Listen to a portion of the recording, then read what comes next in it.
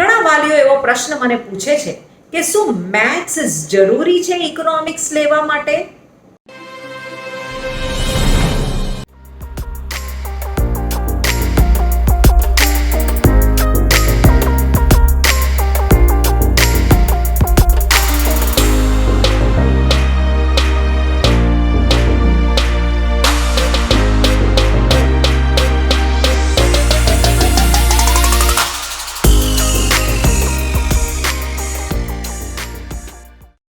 મિત્રો, શું ઇકોનોમિક્સ તમારું મનગમતું સબ્જેક્ટ છે?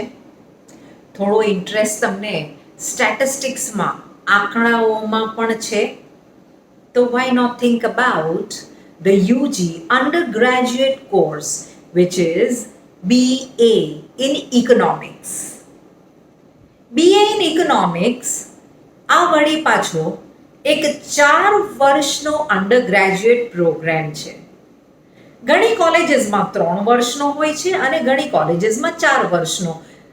ફરીથી હું એ કહેવા માંગીશ કે જ્યારે કોઈ પણ કોર્સની પાછળ ઓનર્સ લાગે છે, જેમ કે BCom ઓનર્સ જે છે sir KP college of commerce સુરતમાં, કે તમે વાત કરો કોઈ પણ સબ્જેક્ટમાં BA ઇન ઇંગ્લિશ ઓનર્સ કે BA ઇન ઇકોનોમિક્સ ઓનર્સ, તો ઓનર્સ શબ્દ જ્યારે લાગે છે તો ઓનર્સ મતલબ એક સ્પેશિયલાઇઝ્ડ સ્ટડી, વધારે ફોકસ્ડ, વધારે ઇન્ટિગ્રેટેડ હોય છે, જેમાં બાળક પર વધુ પડતું પ્રેક્ટિકેલિટીઝ પર ધ્યાન આપવામાં આવે છે. તો જો તમે BA in economics honours programme કરવા માંગો છો તો તમારું બાળક economics as a special subject ભણશે. આમાં દરેક પેપર ઇકોનોમિક્સને લાગતા વળગતા જ આવશે.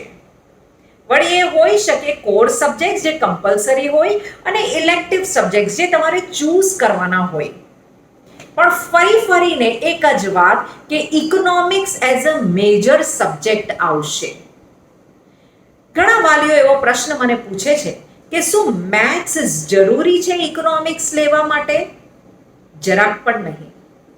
પરંતુ થોડો પ્રપોર્શન સ્ટેટિસ્ટિક્સનો અને મેથ્સનો જો બાળકને જરાક પણ રુચિ હોય તો it adds flavour to economics because there are going to be many calculations in the subject and study of economics. ઘણા બધા સબ્જેક્ટ્સની જ્યારે આપણે વાત કરીએ છીએ તો ઇકોનોમિક્સને લાગતા દરેક સબ્જેક્ટ એમાં આવી ગયા લિસ્ટમાં કે બાળક સમજે છે. એમાં fundamentals, qualitative and quantitative economics આ ત્રણનો સમાવેશ થાય છે.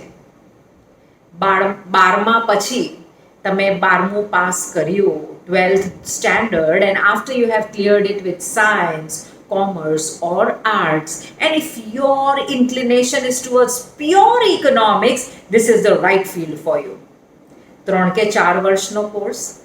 ઘણી કોલેજીસ અને યુનિવર્સિટીઝમાં એન્ટ્રન્સ એક્ઝામ હોય છે. આ એન્ટ્રન્સ એક્ઝામ આપવી ઘણી જરૂરી હોય છે. સારી યુનિવર્સિટીમાં એડમિશન એમને એમ તો મળતું જ નથી. તેથી બાળકોએ એન્ટ્રન્સ એક્ઝામની તૈયારી કરવાની રહેશે જ્યારે તેઓ 11મામાં દેટ ઇઝ 11th સ્ટેન્ડર્ડમાં જ હોય છે. પ્રશ્ન હવે એ રહ્યો કે સબ્જેક્ટ્સ તમે કયા ભણશો? Like I told you, when you choose BA in economics, you're further going to do your MA with economics or you're going to do your master's degree in any of the subjects. તો સૌથી મહત્વનું રહ્યું કે ઇકોનોમિક્સને એક પાયાતર subject, એક base તરીકે લઈને તમારે ભણવાનું છે, જેમાં દરેકનો સમાવેશ થશે, જે છે micro economics, macro economics, econometrics, economic statistics, history of economy, Indian economic system, આ બધા એના સબ્જેક્ટ્સ, વિષયો રહેશે. તમારું બાળક દરેક પેપર જે અપિયર કરશે એ કશે ને કશે ઇકોનોમેટ્રિક્સને કે ઇકોનોમિક્સને જ લાગતું હશે.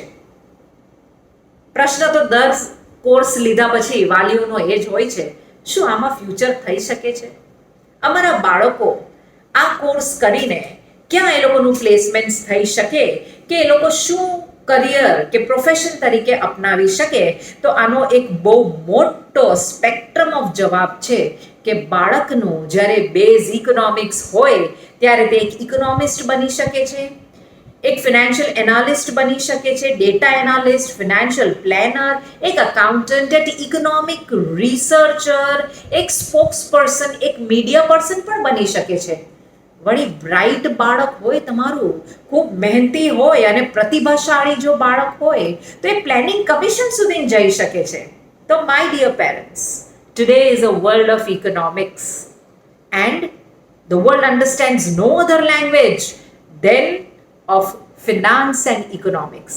So if your child is interested in this very core subject, એને economics જ basic subject માં ભણવું છે, તો BA in economics is going to be the right field for your child. Give him a base which will make him a perfect economic professional in the coming times. So how about BA in economics?